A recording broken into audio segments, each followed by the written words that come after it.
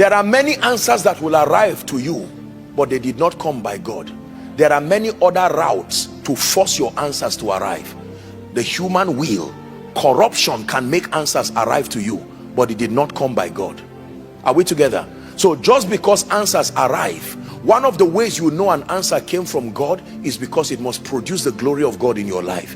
If an answer comes to you and it fails to produce the glory of God in your life, it did not carry the signature of God. Amazing.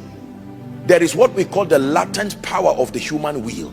You can force answers to arrive, and it is not by God. The Bible talks about a people that God will give a reprobate mind to do as they please. Did you ever read that in your scripture? So you will see things happening in their life, and yet because they are in a perpetual state of rebellion, they have chosen as an act of their will that it does not matter whether this is the will of God or not, God will leave them, but you will never see the glory of God produced there. Did you ever read a scripture like, let the words of my mouth and the meditations of my heart be acceptable? Why does it have to be acceptable? After all, they are my words, they are my contemplations. The psalmist is a call for divine alignment. Let the words of my mouth and then the meditations of my heart, it says, let it be acceptable, meaning let it be in sync, in alignment with your divine will.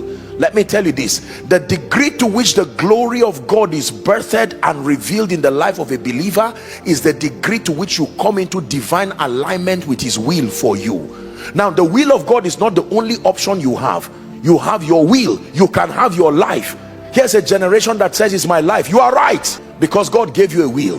But one thing you cannot force to happen is to use your life and your strategies and then birth the glory of God.